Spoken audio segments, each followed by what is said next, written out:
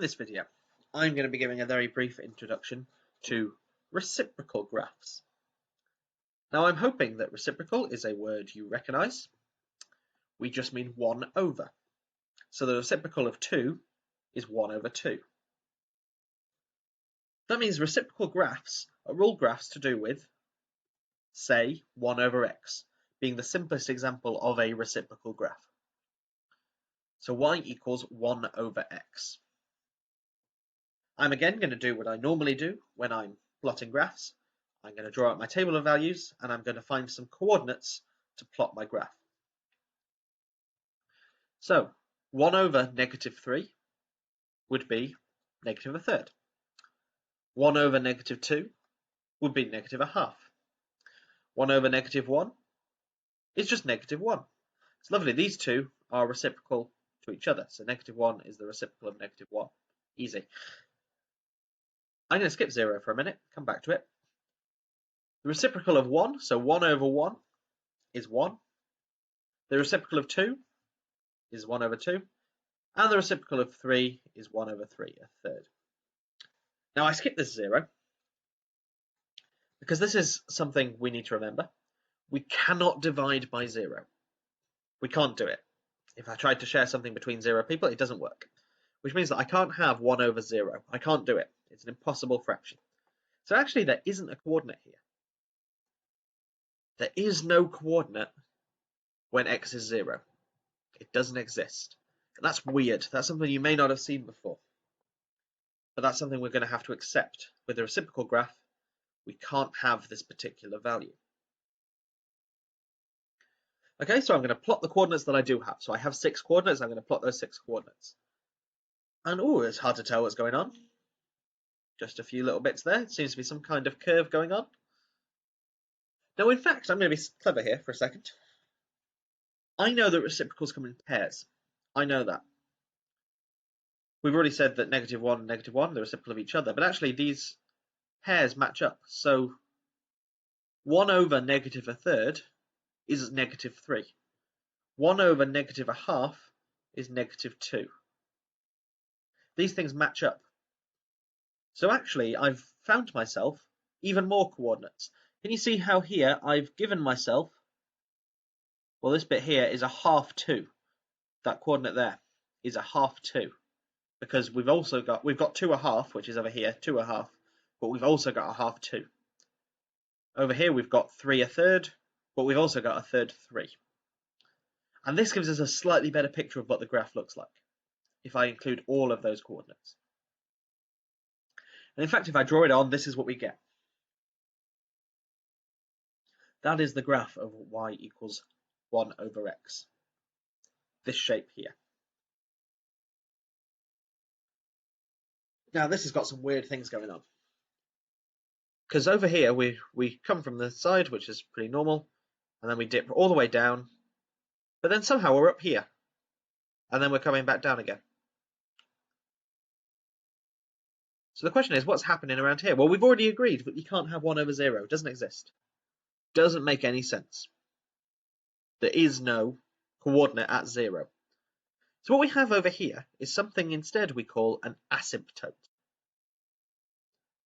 Now, asymptote is a line like this that our curve is approaching but never crosses or touches. Now, that's not always true of asymptotes. There are different types, but the type we're talking about at the minute is this one, where it's constantly approaching this line, but it's not actually crossing or touching it. Because it can't cross or touch it, we can't have a coordinate at x equals 0. It makes absolutely no sense. If you think about it, the same argument works for y as well. We can't have y equals 0 because these are reciprocal pairs. We can't have y equals 0 because we can't have x equals 0. So the same argument holds for there. That gives us a second asymptote. So again, this line here is approaching this line. So the curve is approaching this red line, but it's not touching it. It's not crossing it. It's just getting closer and closer because we can't have y equals 0. It makes no sense. So these two big red lines here, we call them asymptotes. In this case, y equals 0 and x equals 0.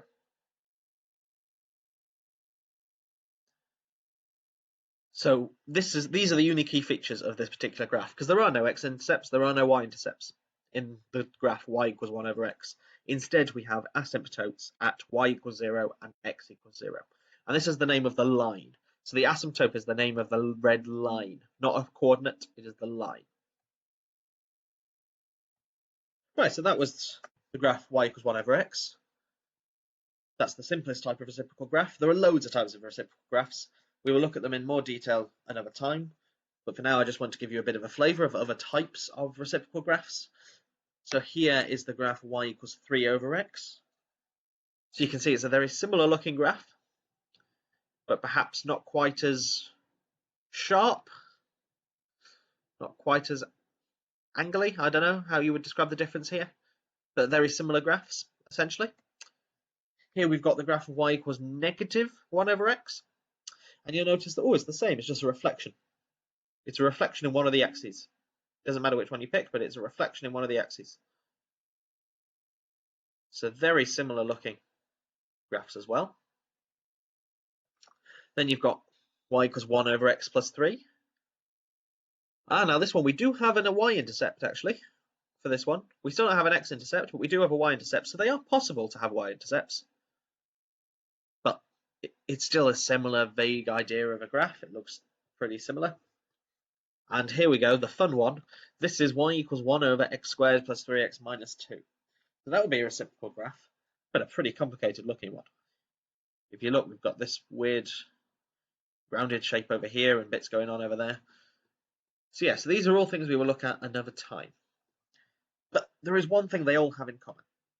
They all have asymptotes. They all have these lines that our curves are approaching and not touching.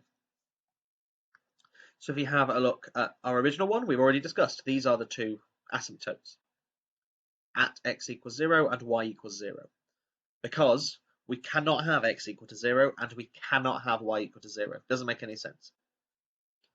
Over here, we've got the same asymptotes. We also can't divide by 0, so we can't do 3 divided by 0, we can't do 3 divided by 0, it just won't make sense. Okay, so the asymptotes are again at y equals 0 and x equals 0. And same for this bottom one. Just because it's negative doesn't mean we can divide by 0. We can't divide by 0. That's always our problem. Now this graph, the top left corner, y equals 1 over x plus 3. We're still getting asymptotes, but this time the vertical asymptote, this one, is in a different place. This is now y equals negative 3. Sorry, x equals negative 3. X equals negative 3 is the asymptote here. Don't need to know exactly why, but you can probably see why. It's because we can't have x plus 3 dividing by 0. We can't have x plus 3 equals to 0, which means we can't have x being negative 3. That's not something I want us to focus on right now. I just want us to be vaguely aware of the shape and what we're looking at. And then this last one here, this complicated looking one, has got 3 asymptotes, 3 lines that it approaches but does not touch or cross. Okay, so here's your brief introduction to reciprocal graphs. The key points. We can recognize reciprocal graphs, so we can see what they look like. And they mainly look like the y equals 1 over x one. As we cannot divide by 0, and we absolutely can't, reciprocal graphs forces us to have asymptotes, i.e. lines that the curve approaches but never crosses.